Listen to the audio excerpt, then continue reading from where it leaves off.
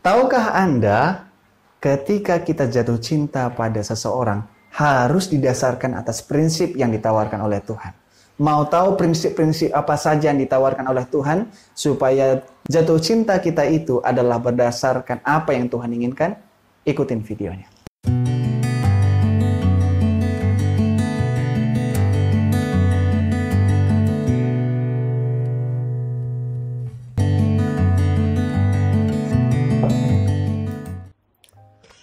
Yang lalu kita sudah belajar mengenai apa itu cinta yang sesungguhnya. Kali ini kita akan belajar bagaimana kita mempelajari prinsip-prinsip yang harus ada pada seseorang yang kita cintai. Karena kenapa? Saya kembali bacakan kutipan yang dulu kita sudah pernah pelajari, yang disebutkan di dalam Amanat kepada Orang Muda halaman 545, dikatakan, kasih atau cinta yang murni dan suci bukanlah satu perasaan, tetapi prinsip. Mereka menjalankan kasih sejati bukan tidak beralasan atau buta. Diajar oleh Roh Kudus, mereka mengasihi Allah di atas semuanya dan sesama manusia. Nah, jadi dapat kita simpulkan bahwa perasaan harus muncul karena prinsip. Kita harus pegang ini. Perasaan harus muncul karena prinsip. Tapi kita harus mencari tahu bagaimana prinsip yang ditawarkan oleh Tuhan. Nah, kali ini kita harus mengetahui ada statement yang saya senang baca. Hindari penyesalan dalam hidup. Ada beberapa yang disebutkan bahwa menyesal sehari karena salah makan. Mungkin karena kita salah makan akhirnya sakit perut. Menyesal sehari. Menyesal sebulan karena salah pangkas rambut. Menyesal setahun karena salah masuk sekolah. Menyesal 5 tahun karena salah pilih pimpinan. Tapi ingat, kita menyesal seumur hidup karena salah pilih pasangan. Makanya jangan asal pilih. Ketika kita memilih, harus ada dasarnya. Harus ada prinsip yang kita pegang supaya jangan salah. Karena kenapa? Cinta itu adalah akar dari apa yang membuat kita sakit dan apa yang membuat kita sehat. Cinta terkadang membuat kita kalau salah pilih, maka kita akan menderita seumur hidup. Tapi kalau tepat memilihnya, maka kita akan bisa senang, bahagia. Oleh karena ada yang menyemangati kita dan sesuai dengan prinsipnya. Cinta menjadi salah satu dari obat yang terbaik untuk kesembuhan dan hidup yang sehat. Makanya jangan sampai cinta kita membuat kita sakit malahan. Cinta itu harus membuat kita semakin semangat dan sehat. Nah, makanya orang-orang muda, dan termasuk itu menjadi nasihat bagi saya dapatkan satu kutipan di dalam Membina Keluarga Bahagia halaman 40 dikatakan bahwa pertimbangkanlah dengan baik segala perasaan hati dan amat-amatilah setiap perkembangan tabiat seseorang dengan siapa engkau bermaksud untuk meningkatkan nasibmu. Langkah yang hendak engkau ambil adalah penting dalam hidupmu dan sama sekali tidak boleh dilaksanakan dengan tergesa-gesa. Sementara engkau diperkenankan mencintai, janganlah cinta itu buta. Jangan cinta itu buta. Jadi ketika kita jatuh cinta, harus dengan pertimbangan yang sehat.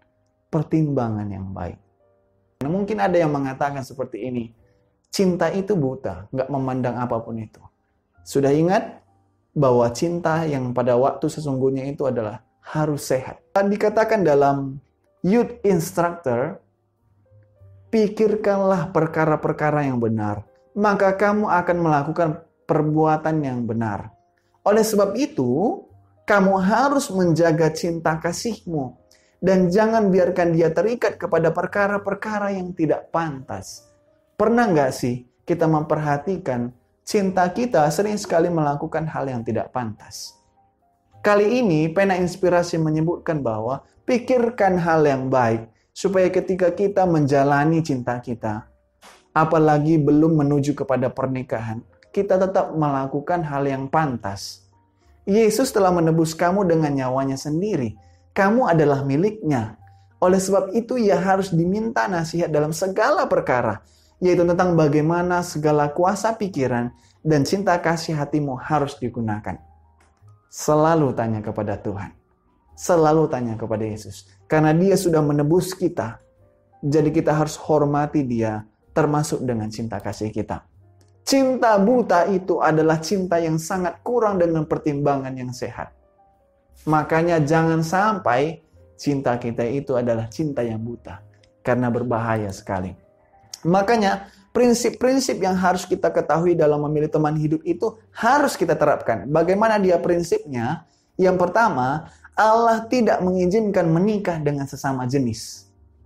Jadi kalau ada Anda yang coba-coba untuk senang dengan seorang yang sesama jenis Anda, hati-hati. Itu bukan dari Allah. Itu berasal daripada yang tidak baik. Sebab itu jangan sampai. Kenapa ini saya sampaikan? Karena pada saat ini, dulu mungkin ini tidak menjadi masalah. Tapi sekarang ini ada beberapa informasi yang saya dapatkan di Amerika atau di beberapa daerah lain yang tidak saya sebutkan, sudah mengizinkan namanya pernikahan sesama jenis. Hal ini dimulai dari apa? Dari cinta yang salah.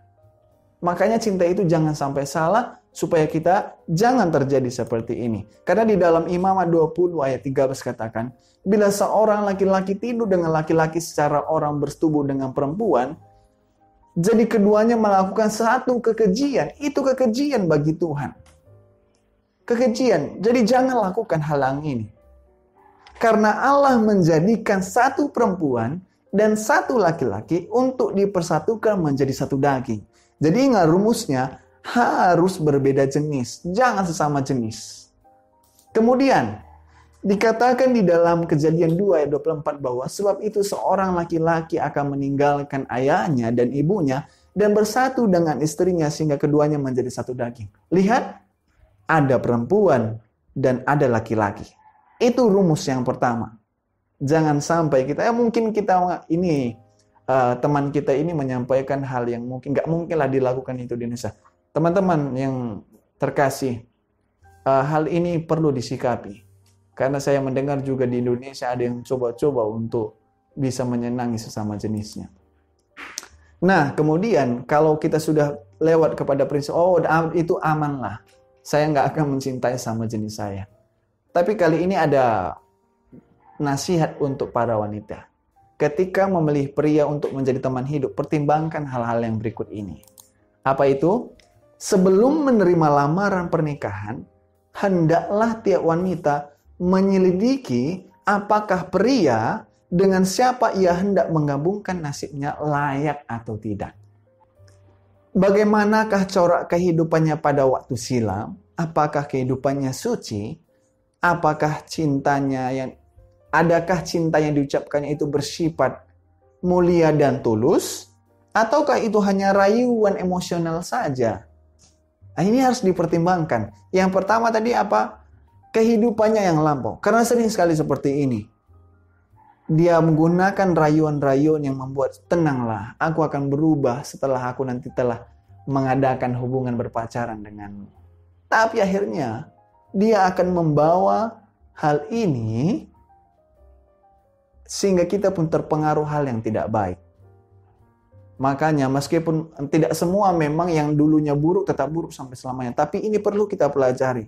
Benar-benar enggak sih dia komit untuk bisa merubah sikap yang tidak baik itu. Supaya nanti pada waktu pernikahan tidak terjadi penyesalan.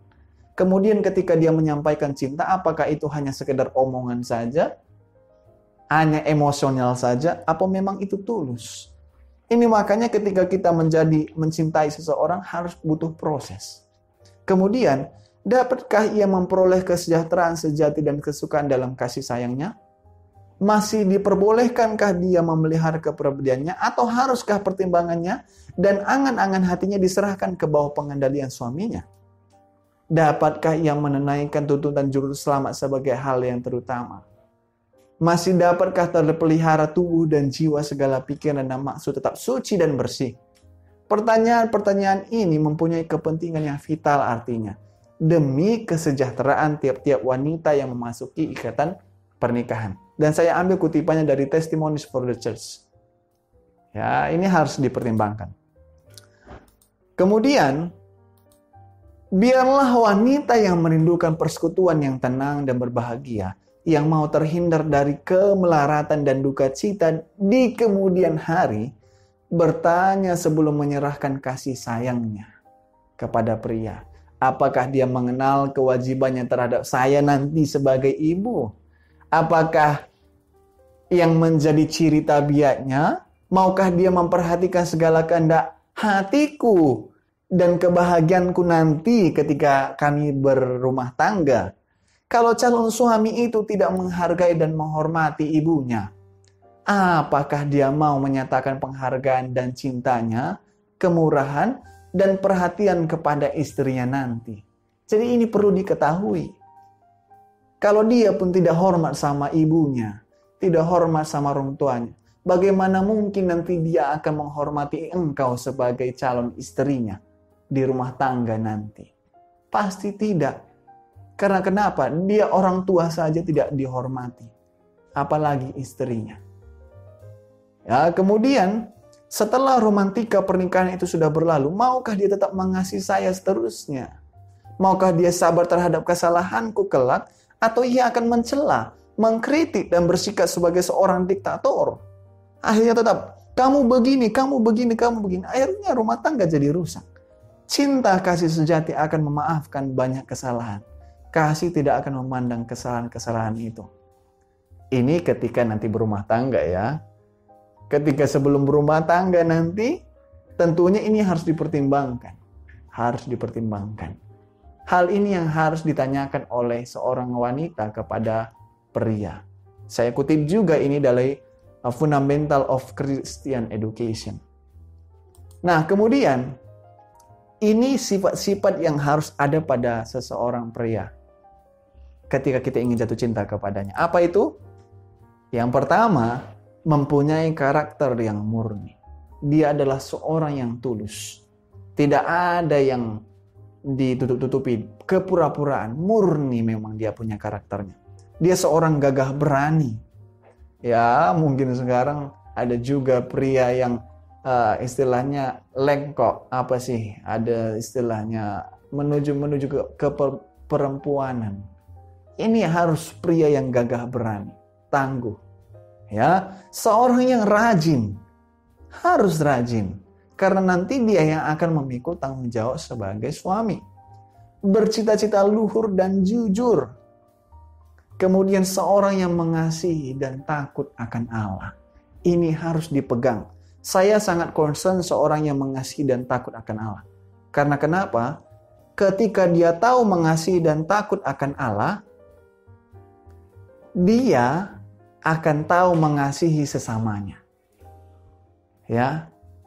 Makanya hal yang paling terutama, apakah dia mengasihi dan takut akan Allah, ini harus paling kita cari tahu terhadap pria itu. Dan kemudian kita harus menjauhkan pergaulan yang seperti berikut ini yang saya dapatkan dari kutipan juga. Jauhkanlah diri dari orang-orang yang tidak tahu hormat. Hindarkanlah diri dari orang-orang yang suka bermalas-malas. Hindarilah orang yang suka mengolok-ngolok perkara yang suci. Nggak penting lah itu hal rohani. Ini perlu dipertimbangkan. Hindarkanlah diri dari pergaulan orang yang menggunakan bahasa yang keji. Bahasa yang kotor. Ini nggak pantas ini orang Kristen menyebutkan bahasa-bahasa kotor. Jangan-jangan nanti kalau kita menghiraukan hal ini di rumah tangga juga menggunakan perkataan-perkataan yang keji. Atau bahkan yang ketagihan dengan minum-minuman keras. Ini berat ini. Karena biasanya minuman keras ini memperdaya. Makanya harus dipertimbangkan. Jangan mau mendengarkan lamaran seorang yang tidak insaf akan tugas kewajibannya terhadap Allah. Kebenaran yang murni, yang menyucikan jiwa, akan memberikan kepadamu keberanian buat melepaskan diri daripada kenalan yang paling menyenangkan sekalipun. Yang engkau kenal tidak mengasihi dan takut akan Allah, dan tidak mengetahui asas-asas kebenaran yang sesungguhnya. Kita boleh selalu bertahan dalam kelemahan dan terhadap kelalaiannya. Tapi tidak sekali-kali tidak boleh terlibat dalam kejahatannya. Jadi ingat, perhatikan hal yang demikian. Jauhkan diri sebelum kita jatuh juga. Dan ada nasihat untuk seorang yang suka dengan hal yang romantis. Karena kenapa? Saat ini saya pernah memperhatikan sebuah video, baru beberapa umurnya, masih SD, sudah tahu memberikan bunga-bunga, memberikan hal yang romantis. Saya yakin dapat saya itu oleh karena tontonan. Itu oleh karena tontonan. Mungkin dia masih kecil, nonton-nonton FTV, ataupun hal yang sama, akhirnya dia praktekin ke temannya. Akhirnya, tidak jarang terjadi nikah muda oleh karena nonton hal yang demikian. Makanya ada nasihat untuk hal yang romantis. Hati-hati dengan hal pemikiran romantis yang tidak terarah. Serahkan segenap kuasa pikiran dan tubuhmu kepada pekerjaan penebus yang telah menebus engkau. Sucikanlah segala pikiran dan perasaanmu, supaya segala pekerjaanmu boleh dikerjakan di dalam Allah. Ketika kita merasa jatuh cinta, jangan oleh karena pengaruh hal-hal romantis yang ditawarkan oleh dunia. Biasanya nonton film Korea, akhirnya kita terbawa-bawa, akhirnya pengen seperti itu. Hal ini perlu diarahkan, supaya jangan sampai hal ini membuat kita terlalu buru-buru untuk melakukan hal yang romantis, tapi akhirnya membawa kepada hal yang tidak baik. Nah, sekarang saatnya kepada pria. Pertimbangkan hal ini ketika memilih seorang wanita menjadi teman hidupmu. Apa saja itu? Inilah yang harus dipertimbangkan. Adakah seseorang yang hendak engkau nanti nikahi nantinya dalam rumah tangga, dia wanita yang tahu menghemat. Wanita harus hemat ya, jangan boros-boros. Atau sesudah menikah bukan hanya menghabiskan apa yang menjadi penghasilannya sendiri, melainkan juga penghasilanmu untuk memuaskan kesia-siaannya. Karena ia pencinta penampilan. Makanya, Alkitab concern dengan hal ini. Kalau mungkin pernah baca, janganlah perhiasanmu adalah hal-hal dunia, tapi karakter yang baik. Pria-pria harus perhatikan hal ini. Karena tidak jarang terlalu asik dengan penampilan, akhirnya yang penting tidak lagi diutamakan. Kemudian, adakah prinsip yang benar dalam jurusan ini? Apakah ada sesuatu yang padanya sehingga dapat bergantung padanya? Saya mengetahui bahwa pikiran yang dilanda mabuk cinta seperti itu, segala sesuatu pertanyaan yang bentuknya demikian akan dikesampingkan seolah-olah tidak ada artinya. Tetapi segala perkara ini harus dipertimbangkan dengan baik karena semua ini besar artinya bagi kehidupanmu. Dalam memilih seorang istri, pelajarilah tabiatnya. Ini yang dikatakan dalam kutipan rohani pada saat ini. Adakah dia seorang yang sabar dan bersungguh-sungguh? Atau apakah ia tidak peduli kepada ibumu dan bapakmu pada saat mereka memerlukan seorang anak yang kuat tempat mereka bersandar? Adakah ia kelak menarik diri daripada pergaulan mereka untuk melancarkan segala rencananya sendiri dan menyesuaikan pada kesenangan hatinya memperoleh seorang anak perempuan yang kasih sayang dan kehilangan pula seorang anak laki-laki? Ini harus dipertimbangkan. Dan ketika kita memilih seorang wanita, Alkitab juga menjelaskan prinsip-prinsip apa yang harus pada seorang wanita yang kita cari. Yang disebutin dalam Amsal 31 ayat 10-11. Yang pertama, dia harus seorang yang layak memikul beban. Dia harus seorang yang rajin. Wanita yang kau cari harusnya yang akan membahagiakan suami dan anak-anak dalam kasihnya kelak nanti. Dia punya belas kasihan. Belas kasihan seperti apa? Dia juga peduli kepada orang lain.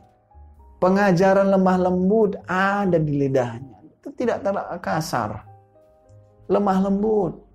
Ya ada saatnya memang marah. Tapi pengajaran yang lemah lembut selalu ada. Mengawasi segala perbuatan rumah tangga. Artinya anak-anak juga dididik dengan baik nantinya. Makanan kemalasan tidak dimakannya. Makanya seorang wanita harus bisa memasak. Karena sering sekali karena tidak bisa masak, akhirnya dia buatlah senang sekali untuk membeli dari luar. Akhirnya tidak makanan sehat yang tersedia bagi keluarga. Kalau bisa masak, maka dia akan siapkan makanan yang paling sehat untuk keluarga. Ini harus dipertimbangkan. Dia seorang yang sederhana. Jangan nanti gara-gara penampilan habis penghasilan dalam rumah tangga. Hal yang tidak baik. Dan yang paling utama, wanita yang kita cari itu takut dan berkenan kepada Tuhan. Saudara, Kalau Anda terpikat dengan seorang gadis yang kurang pengalaman, yang amat kurang dalam pendidikan, dalam tugas kehidupan praktis sehari-hari, Anda membuat satu kesalahan. Tapi kekurangan ini kecil dibandingkan dengan kekurangan mengetahui kewajibannya kepada Allah. Ini harus kita pegang. Harus takut akan Allah. Nah, sekarang kita berpikir seperti ini. Mungkin gak sih kita dapat pria atau wanita seperti itu? Satu hal yang perlu kita pegang adalah ketika kita hendak mencari yang terbaik, kita harus pastikan diri kita melakukan yang terbaik pula sesuai dengan kehendak Tuhan. Barulah kita dapatkan yang terbaik. Nanti kita aja juga masih bermasalah, tapi pengennya ya dapat yang terbaik. Kan ini satu hal yang tidak adil. Makanya teman-teman baik wanita maupun pria, termasuk saya juga pada saat ini, berlomba-lomba kita untuk mencapai kriteria yang diberikan oleh Tuhan itu. Supaya apa? Kehidupan kita semakin lebih baik. Selain semakin lebih baik, maka kehidupan kita ini juga di rumah tangga nanti bisa lebih baik pula. Ya. Nah, ada pula yang bertanya seperti ini, bagaimana kalau misalnya aku sudah bertunangan? Bukan tahap lagi pacaran untuk mencari itu. Aku sudah sampai bertunangan. Ada nasihat yang diberikan di dalam Testimonies for the Church.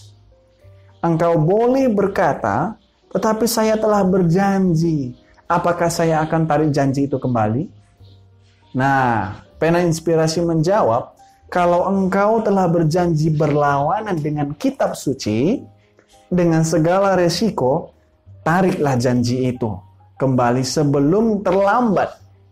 Kemudian dengan rendah hati, di hadapan Allah, bertobatlah dari mabuk cinta yang telah membuat perjanjian tanpa pikir lebih mendalam. Jauh lebih baik membatalkan perjanjian yang demikian dengan takut kepada Allah daripada meneruskannya dengan berbuat demikian engkau menghina kalimat. Wow, Pena Inspirasi kali ini menjelaskan dengan tegas. Sebab itu teman-teman yang mungkin sudah ataupun kakak-kakak saya, abang-abang saya yang sudah bertunangan, tapi rasanya ini tidak cocok untuk dilanjutkan karena takut. Jangan sampai karena masih ada hal-hal yang tidak pantas ataupun kurang. Takutnya nanti ini akan membawa satu hal yang tidak baik ke rumah tangga. Alangkah lebih baiknya tarik janji itu. Daripada kita menjauh daripada Tuhan, lebih baik kita memutuskan hubungan dengan dunia. Inilah yang harus dipegang bagi mereka yang sudah bertunangan. Karena kenapa? Amsal 22 ayat 15 katakan, kepodohan melekat pada hati orang muda, tetapi tongkat didikan akan mengusir itu daripadanya. Saat ini, firman Tuhan sudah memberikan didikan kepada kita. Biarkan itu akan mendidik kita, sehingga kebodohan tidak menjadi bagian kita. Terkhususnya di dalam memilih pasangan hidup. Kira-kira itulah pelajaran yang dapat kita bawakan pada saat ini. Teman-teman jangan lupa untuk ikutin terus. Karena saat nanti malam minggu daripada teman-teman pergi kemana-mana, kita ikutin pelajaran yang selanjutnya. Karena pada saat pelajaran yang selanjutnya kita akan bahas hal-hal apa saja yang harus kita lakukan pada waktu berpacaran. Sehingga kita jauh dari hal yang tidak baik. Sebab itu jangan lupa untuk di-subscribe, di-like, dan juga di-share. Supaya ketika nanti saya video yang selanjutnya itu muncul pada pukul 8 hari Sabtu malam, maka akan ada notifikasi di handphone ataupun alat Anda. Jadi demikian yang saya dapat sampaikan. Jangan lupa untuk di-subscribe, di-like, dan di-share. Semoga ini bermanfaat untuk kita semua. Sampai jumpa.